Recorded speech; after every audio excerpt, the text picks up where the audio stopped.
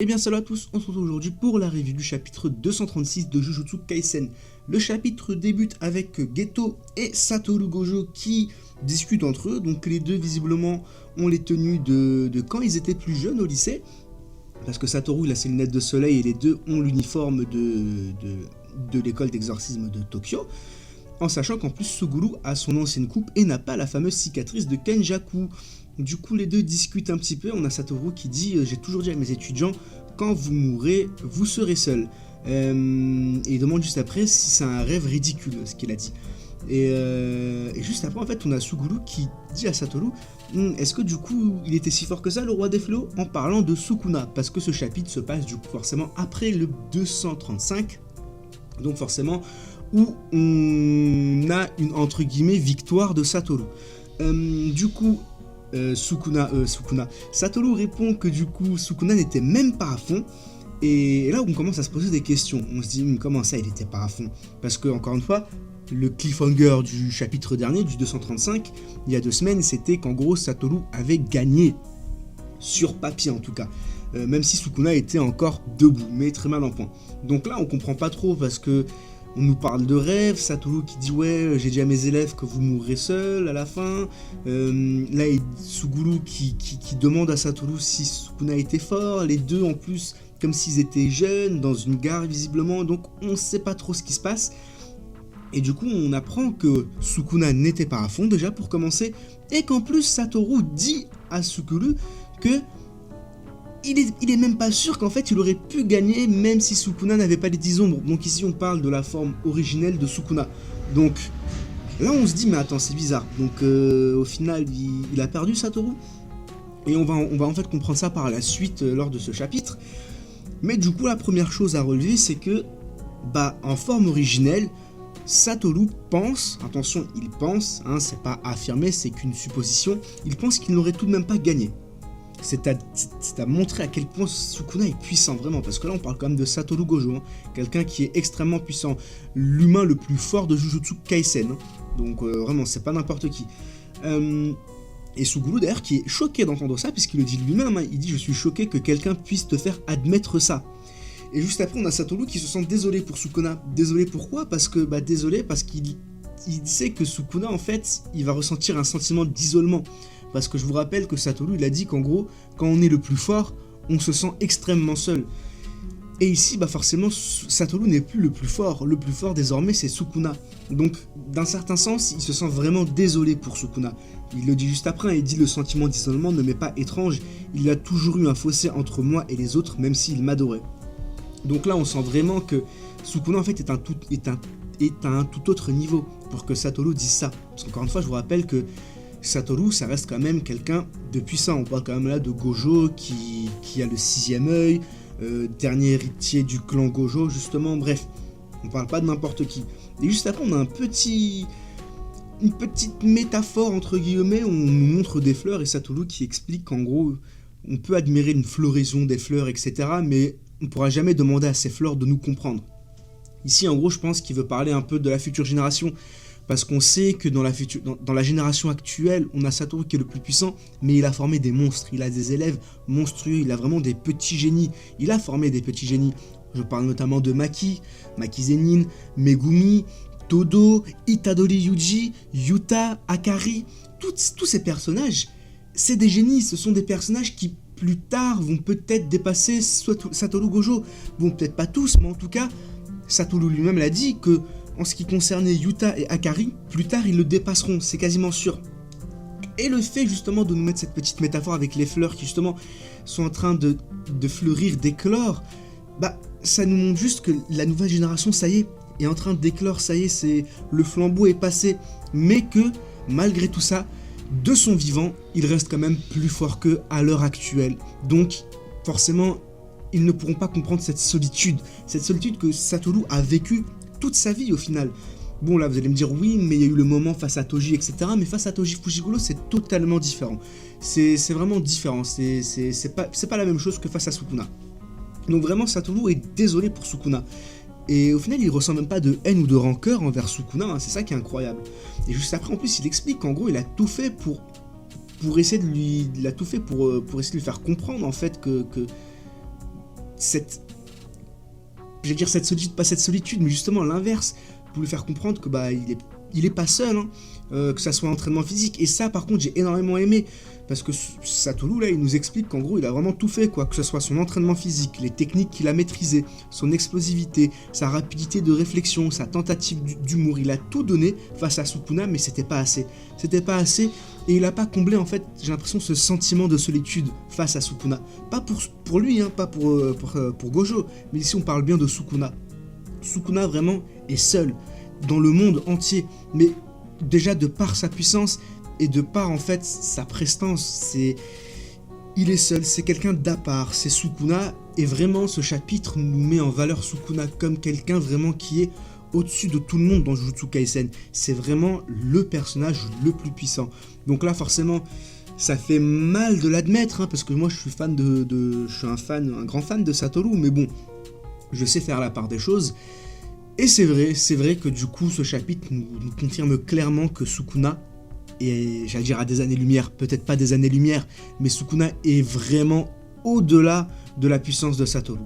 Et juste après il l'explique, hein, en gros il dit que bah le pire c'est qu'il s'est même pas donné à fond Sukuna, c'est que il s'est même pas donné à fond, dites-vous ça. Donc là Gojo il a honte de ça, parce que il aurait au moins voulu qu'il se donne à fond, vous voyez, pour peut-être lui enlever ce sentiment de solitude, parce que Gojo lui s'est donné à fond et il s'est amusé, il le dit lui-même, il a dit que c'était amusant, il l'a dit, hein, c'était amusant pour lui, il a passé un agréable moment dans ce combat. Pourquoi? Parce que justement ce sentiment de solitude a disparu. Ce chapitre vraiment, la première partie est extrêmement focalisée sur la solitude justement des personnages dans Jujutsu Kaisen, que ce soit Satoru, que ce soit même Suguru ou bien encore Sukuna, vous voyez. Donc vraiment la première partie de ce chapitre est exclusivement sur la solitude des personnages. Et donc, Satoru, en fait, il a un regret. Il a un regret dans ce combat. Le seul regret qu'il a, c'est que Suguru n'était pas là justement pour lui mettre une tape dans le dos. Vous savez, avant le combat face à Sukuna, avant que les deux se confrontent, on a Itadori, Yuta, on a Maki, on a tout le monde qui a donné une petite tape dans le dos à Gojo pour justement le motiver. Et vraiment, le seul regret de Satoru à ce moment-là, et lors de tout ce combat, en fait, au-delà du fait que Sukuna ne s'est pas donné à fond, mais c'est que Suguru n'était pas là pour lui aussi l'encourager. Et juste après ça, on a Suguru qui pleure, et on sent qu'en fait, Satoru, il a une confiance incroyable envers Suguru, vraiment. Ce personnage, vraiment, le personnage Suguru est vraiment intéressant dans Jujutsu Kaisen et très profond, parce que d'une certaine manière, en fait, Suguru, il comblait un peu cette solitude de Satoru. Pas en termes de puissance, Suguru était très fort, attention, Geto c'est quelqu'un d'extrêmement fort, hein, dans Jujutsu Kaisen, c'est pas pour rien qu'il est classé grade S dans Jujutsu, il fait partie des 4 grades S, Yuki, Yuta, Gojo et Geto, voilà, c'est les 4 grades S, donc ces personnages sont des monstres de puissance, mais forcément face à un Satoru reste quand même bien plus puissant, mais il arrivait à combler en fait cette solitude d'une autre manière, et ça vraiment c'est intéressant.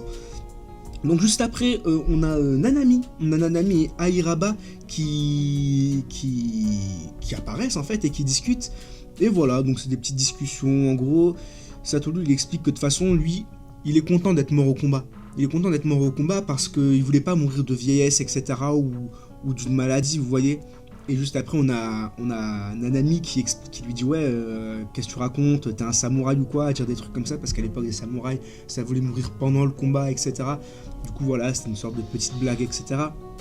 Mais il a Nanami justement qui explique que c'est justement cette façon de penser qu'utilise Satoru qui l'a fait vivre aussi longtemps, parce que Nanami, lui, forcément, il est mort avant Satoru.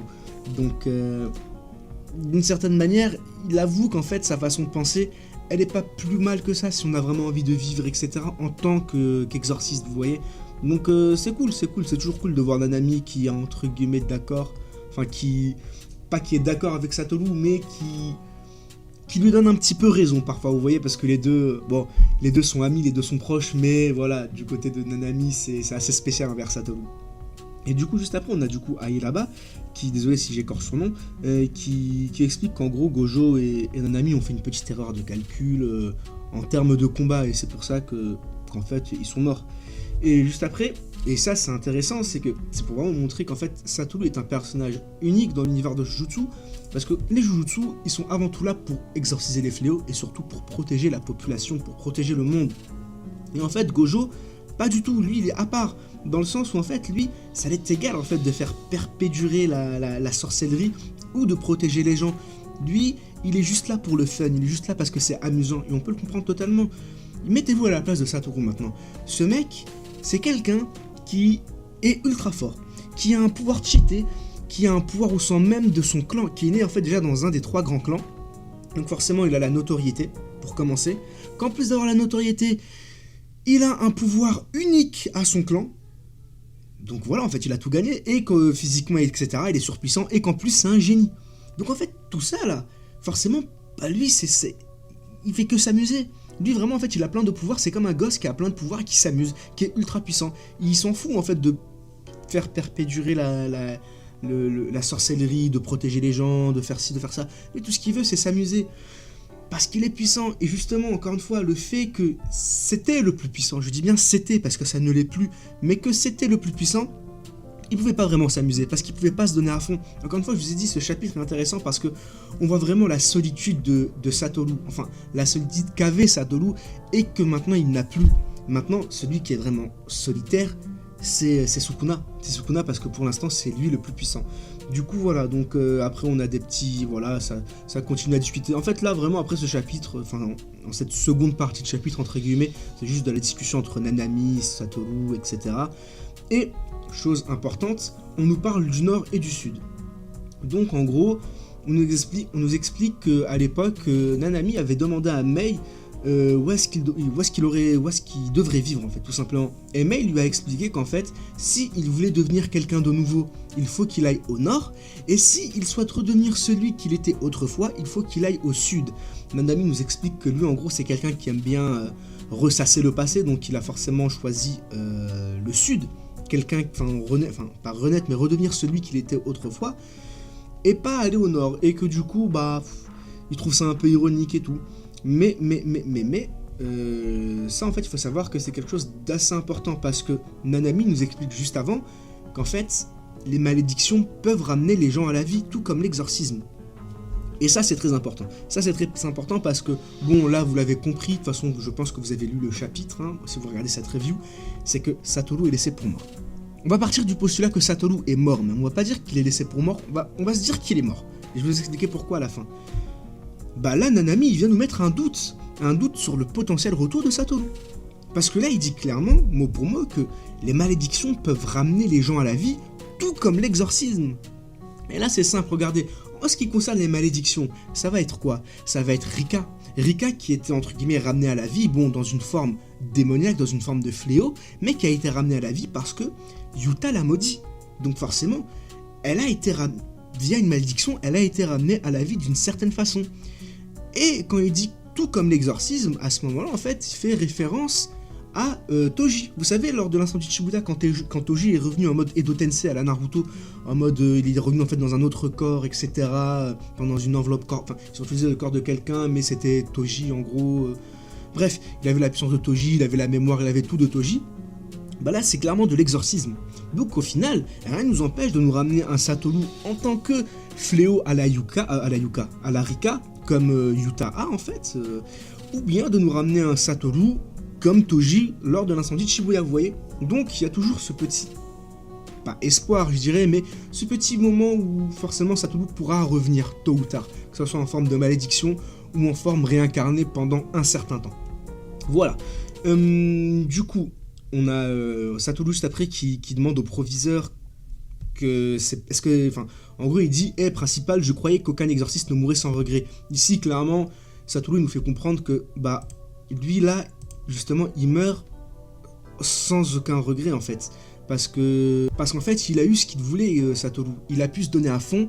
Il a pu, justement, pour l'une ou la première fois de sa vie, ne plus se sentir seul parce qu'il avait un adversaire de taille en face et qu'il a pu se donner à fond. Il a tout enseigné. Satoru, en fait... Il a fait tous ses objectifs, c'est-à-dire qu'il s'est confronté face à Sukuna, il a pu se donner à fond face à Sukuna, il a créé une nouvelle génération, il a formé plein de petits monstres, il a exécuté tous les supérieurs jutsu, donc forcément plus de jutsu supérieurs, En termes des grands clans, il n'y a plus de grands clans, puisque je vous rappelle que le clan Zenin a été massacré. Le clan Noritoshi, c'est assez compliqué, mais le clan Noritoshi, visiblement, c'est la merde aussi et il n'existe plus vraiment. Et le clan Gojo est désormais fini. Parce que je vous rappelle que le seul vivant, le seul survivant ou le seul membre actuel du clan Gojo, c'est Gojo lui-même. C'était le seul encore en vie. Et là, il vient de mourir. Donc en fait, là, avec ce chapitre, on a l'extinction des 3 grands clans dans Jujutsu. Et ça, j'en ferai une vidéo. Parce que là, dites-vous que plus de grands clans, plus de supérieurs dans l'époque, enfin, plus de supérieurs chez les Jujutsu. Donc en fait, là, petit à petit, j'ai l'impression qu'on se dirige vers un monde sans Jujutsu. Vous vous rendez compte? Ça, c'est quelque chose quand même. Du coup, voilà, donc il demande au proviseur, ouais, si c'est... Il pense, ouais, en gros, il dit, quoi, je croyais qu'aucun exorciste ne mourrait sans regret. Et encore une fois, là, c'est juste pour nous dire que Satoru, il meurt sans avoir de regret, ça y est. Il a accompli tout ce qu'il avait à accomplir. Il est comblé, ça y est, il est comblé et il peut partir en paix. Il peut partir en paix, et voilà. Et beaucoup disaient dans ce chapitre qu'en gros, ouais, Satoru, il faisait ses adieux aux autres, donc il va revenir. Les gars, je vous ai dit qu'il fallait faire attention à la traduction. Parce que tous ceux dans les commentaires, j'ai fait des vidéos avant, hein, j'ai fait 4-5 vidéos autour de ce chapitre déjà avant, sans avoir la version entre guillemets officielle, donc la version en VF, etc. Et beaucoup me disaient, non mais t'as rien compris au chapitre, Satoru il va pas mourir parce que Satoru justement, il dit au revoir à ses amis morts. Les gars, pas du tout. Dans ce chapitre, à aucun moment Satoru nous dit au revoir. Sauf si, ce qui est fort probable, j'ai mal compris le chapitre, je l'ai mal analysé, mais ici, moi j'ai vraiment l'impression que Satoru justement accepte ça. Ça y est, Satoru rejoint l'autre côté. Et vous allez voir en plus par la suite ce qui me fait encore plus dire ça. Déjà là, en fait Satoru il revoit tout le monde. On voit Airaba, on voit Nanami, on voit Geto, on voit Riko, on voit la servante de Riko, on voit littéralement Toji, Fushiguro en fond. Toji il est toujours là. Hein. Ah, Toji vraiment il a traumatisé Satoru, c'est incroyable. Et juste après ça, qu'est-ce qu'il y a écrit? Il y a écrit j'espère que ce n'est pas un rêve. Satoru espère qu'en fait ce qu'il vit là c'est pas un rêve juste. Et en plus on voit avec, vous savez, l'avion, etc. En mode ils vont prendre un nouveau départ là, ça y est, ils s'envolent vers l'au-delà, littéralement. La métaphore là c'est clairement qu'en fait ils s'envolent vers l'au-delà, ça y est. Satoru là, ça me fait mal de le dire mais il est mort. Et juste après on voit la page où forcément il est laissé pour mort. Et là on attaque la 3e partie du chapitre. Et là ça devient intéressant parce que on nous explique plus ou moins comment Sukuna il a fait pour vaincre Satoru. Et en gros il faut savoir que Makora, il commence à analyser une attaque. Donc en gros, ce personnage, c'est vraiment quelqu'un enfin, ce fléau, c'est un fléau extrêmement puissant. Parce que, en gros, en une seule attaque, vous balancez quelle que soit l'attaque, vous balancez une attaque, Makora va commencer à analyser lentement l'attaque. Donc en gros, à partir de là, en fait, c'est qu'une question de temps avant qu'il ne s'adapte à votre attaque. Plus vous lancez la même attaque, plus l'analyse s'accélère. Donc, forcément, c'est encore plus puissant. Donc en fait, si vous balancez toujours la même attaque, Makora il va très vite analyser l'attaque et va très vite s'adapter afin de contrer cette attaque. Et en fait, Sukuna, qu'est-ce qu'il attendait lui? Il attendait juste que Makora s'adapte à tout ça parce qu'en fait, Makora n'était qu'un modèle. C'était un modèle pour déchiffrer l'infini de Gojo. Et en fait, Sukuna, c'est ça qu'il a fait, c'est qu'il a utilisé Makora pour que Makora s'adapte à l'infini, déchiffre l'infini, et qu'à ce moment-là, Sukuna justement lui s'adapte. Enfin, pas s'adapte, mais en gros recopie ce que Makora a fait, parce qu'en gros, Sukuna il peut recopier les techniques visiblement de tout le monde. Et c'est comme ça qu'il a pu neutraliser l'infini. En fait, littéralement, ce qu'il a fait, Sukuna, c'est qu'il a découpé l'espace-temps. Et quand tu découpes l'espace-temps, tu découpes forcément l'infini, tu découpes tout, en fait. Et en faisant ça, forcément, il a découpé l'infini de Gojo, et forcément, il a réussi à atteindre Satoru Gojo. Donc juste après, en même temps que ces explications, on a Yuta qui est fou de rage et qui veut aller sur le terrain. On a Maki qui le calme en lui mettant sa main sur l'épaule en mode « calme-toi Yuta ».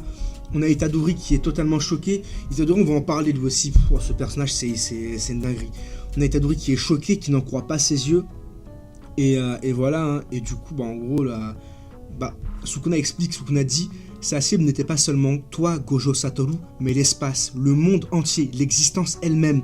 Elle visait avant tout de déchaîner ses coups. Donc en fait, le mec, il a littéralement découpé l'espace, il a découpé le monde, littéralement.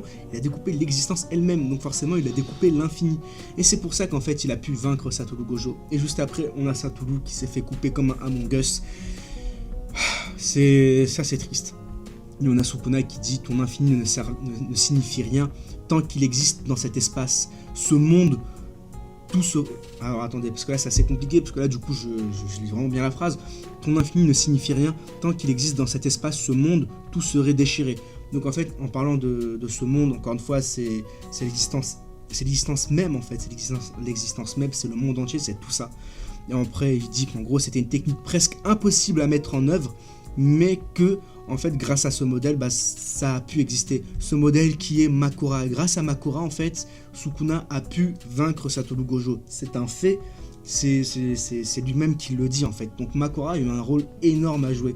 Et on comprend pourquoi en fait à l'époque le clan Gojo et le clan Megumi, enfin le clan Zenin se sont affrontés et les deux se sont entretués parce qu'en fait Makura a joué un rôle clé en fait. Makura peut littéralement aller au-delà de l'infini de Gojo. Donc forcément à partir de là, bah il y a nos matchs quoi, il y a nos matchs clairement.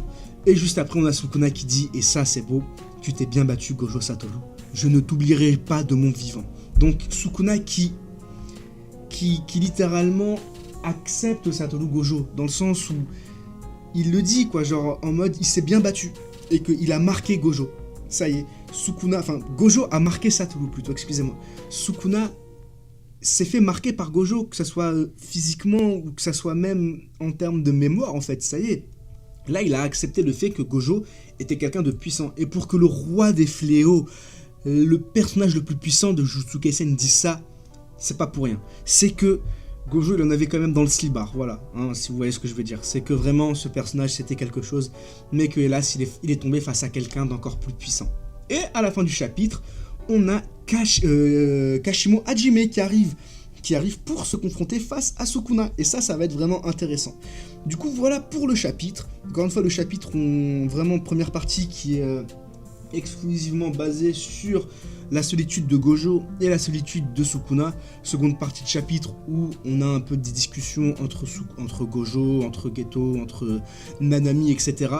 Et où on nous explique qu'en fait un personnage peut toujours revenir sous forme de malédiction ou en étant réincarné via l'exorcisme. Donc peut-être un espoir de revoir Satoru, mais voilà.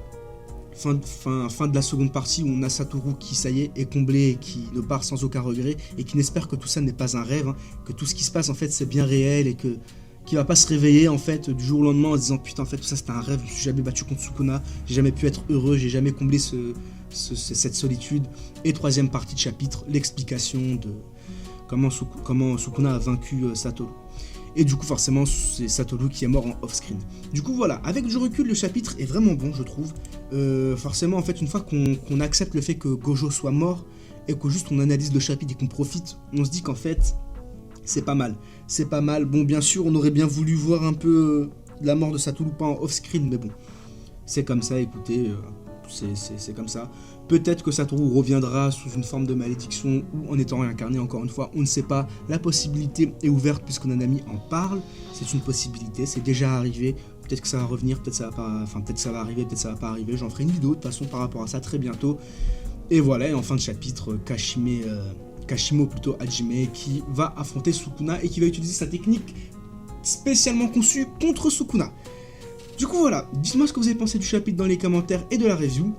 N'hésitez pas à ajouter des points peut-être que j'ai raté ou s'il y a des choses que j'ai mal compris ou si vous avez compris des choses d'une autre façon. N'hésitez pas à me dire tout ça dans les commentaires et puis moi je vous dis à la prochaine. Bye bye.